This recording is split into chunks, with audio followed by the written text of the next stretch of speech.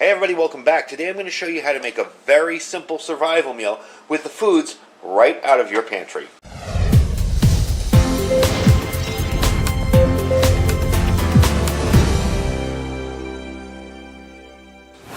Hey everybody, welcome back. So today I'm going to show you how to make a simple survival meal with the foods you buy in the store.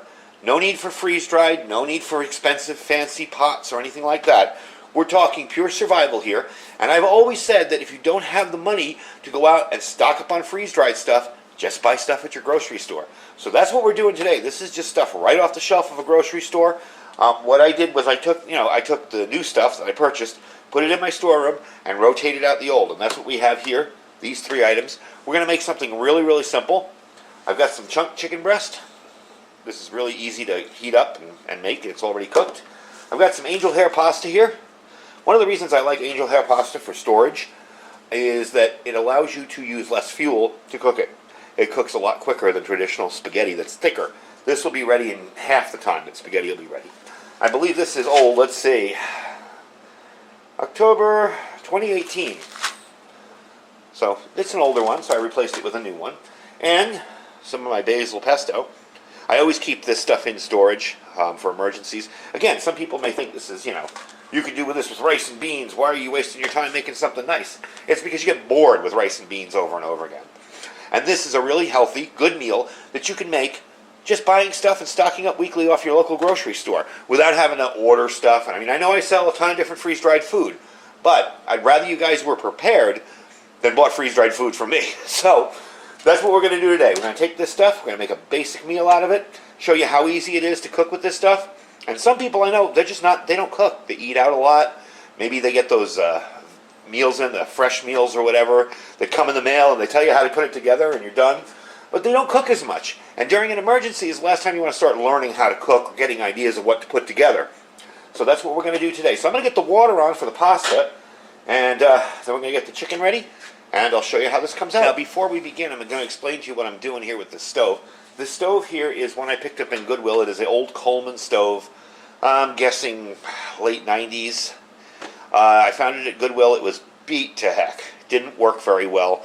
The burners were very clogged with mud or dirt or something.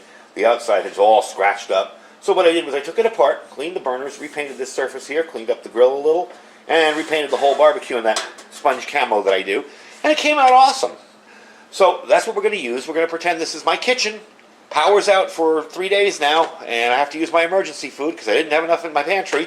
So I'm using my storeroom food, and this is what we're going to cook. So I'm going to light this burner right here and start it off. And I'm even using regular pans. Again, I show you a lot of camping gear. There's no need to use that if you're staying at your house with your survival food, with your preparations. It's nice to have all that stuff, but not every disaster is about bugging out. So we're going to let that water boil. I'm also going to show you what I do because this is a smaller pot, and obviously this big long pasta isn't going to fit in there. And being that this is on a camp stove, you are going to have to break it in half here. Let me get that out of the way. I have a bowl over here. I'm going to try and crack this as neatly as possible. If you ever crack pasta, you know it's never all that neat when you break it. Case in point. Anyway, we're just going to put that in when it starts boiling. That's about the size you want right there. That's about a handful, and that's good. That's about the size we're going to need for what we're making today. So, I'll bring you back when that's boiling, and I vacuum up my mess. And I'll see you in a few minutes. Alright, so the water's boiling. I'll just take up there and take a look. Boiling nicely. So now what I'm going to do, I put a tripod down there, is take some pasta and just put it in there. Just a handful's good. Maybe a little bit more because that's a lot of chicken. There we go. We're going to let that boil. Again, that's why I use the angel hair pasta. It's so much faster and uses so much less fuel, so you don't really have to worry about using up too much fuel. It'll be ready in a hurry. I do have a couple of things of spaghetti put away, but as a general rule, I like the angel hair for that reason. So when that starts to boil and starts to get softer, we're going to open up the chicken, and I'll show you how I season that. Put a little bit of the pesto sauce in with it, and then we'll mix everything together. Alright, as you can tell, the pasta's boiling away. I've turned it way down because I don't want it to overflow. And we're going to put this pan on. Again, I'm just using regular pans right from my kitchen. This is an old beater pan that we have when we want to really crisp stuff up. Got the chicken chunk breast here and the pesto. Now what I'm going to do, instead of putting butter or some kind of lubricant in that pan, I'm just going to take some of this oil from the pesto and just kind of drop it in there to cook the chicken in, so I don't have to use anything else. Again, it's about using what you got already, keeping it all within one meal. Now I'm going to take the chicken out. This is stored in water, so we're going to have to drain that off. I will do right here in this bowl. You probably can't see the bowl because I got so much open here. We're just going to drain the water off. Once that's done, you can heat up the pan there. Turn that on. Now this burner will never be as hot as that burner on most camp stoves. For those of you that are new, it'll never burn as high. I don't know, I assume that's because it has further to travel and that one's sucking up all the gas. But it's just a part of camp stoves. Alright, so here's your chicken. You see what it looks like to begin with. And we're just going to dump that in there.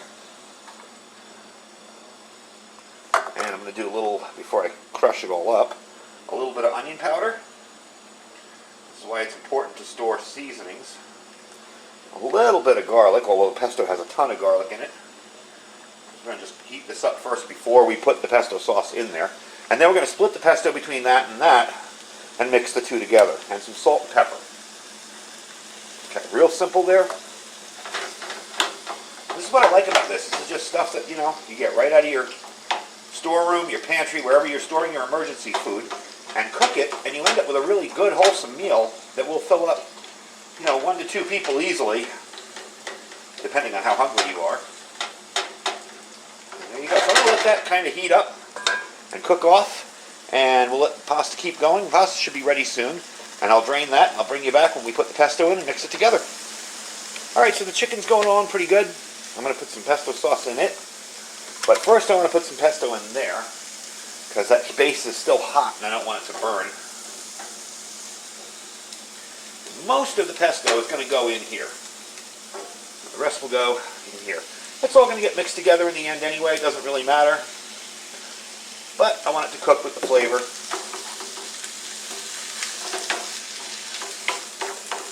There you go. Now this pesto, this particular brand, is notoriously lacking in salt. It is very, very salt-free. So if you like it that way, you'll be in luck. Just going to mix this up in here. Take it off camera and stir it up a little. Okay. Here we go.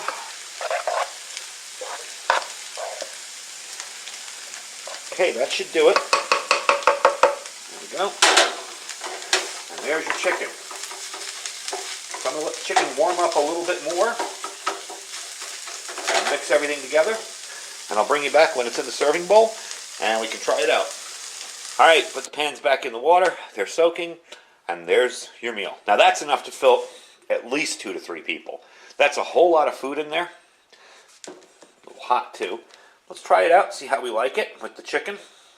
I happen to like canned chicken. You may not. Some people are put off by the smell when you open it. It kind of smells like tuna.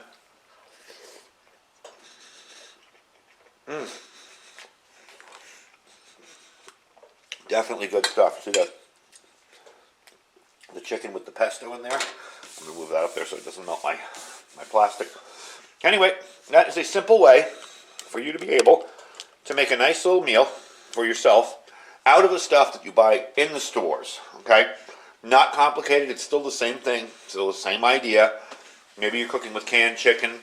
Maybe you're using a type of pesto sauce you've never used before. But it's very, very simple to do. Very easy to do. And there's nothing to be afraid of. And you don't need to spend a fortune on freeze-dried food. Like I said, I will tell you freeze-dried food is awesome. You set it, you forget it, you don't have to rotate it for 25 years, you know, in most cases. But not everybody has the budget to do that, and we're also about getting some affordable preparedness in here so anyone could do this. Now this whole meal, the pasta was $1.25, I think. The can of the chicken was $2.25, so there's $3.50, and then the pesto sauce was around $3. So for $5, $5.50, you got yourself at least 2 to 3 people fed very, very well. Now, yeah, it's heavy on carbs. It's not a health food. This is something that you're going to eat to fill you up in an emergency, but definitely a cool idea. So anyway, that's my chicken and pesto with noodles that I make out of just the stuff I rotate out of my storeroom. And on a normal night, maybe I'd make that for dinner. You know, I'd throw everything in the pan, make it for dinner, and use up that food and replace it with new. Anyway, you can do it without freeze-dried food. It's really simple to do. And I'm going to do some more of these kind of cooking videos with the stuff that I have in my storeroom, regular everyday foods, so you guys get an idea of what you can make with really easy stuff. Anyway, folks, I thank you for watching. Don't forget to check out our Amazon affiliate link down below. And I'll try to put everything that I review in the channel there. Basically, today I use absolutely nothing that I've ever used before, except for the stove, which I bought for $8 in a Goodwill. But check them out, see if there's something in there you like. If not, just click the link to shop as you normally would. And don't forget to check out our Thrive Life link. Yes, I just finished a video telling you you don't need it. But if you're interested in long-term storage or freeze-dried food, Thrive really does have the best quality out there. I'm really, really appreciating the feedback I'm getting from people about the Thrive Life foods. And don't forget to check out our Prepare with Iridium link down there below for those of you that are interested in getting some more freeze-dried food from For My Patriot Supply. They have a lot of good options there. Both options are open again for the 1 week and the 4 week kit. So you can pick them up there. They are on sale right now at preparewithiridium.com. Anyway, folks, I thank you for watching. Stay safe and stay prepared.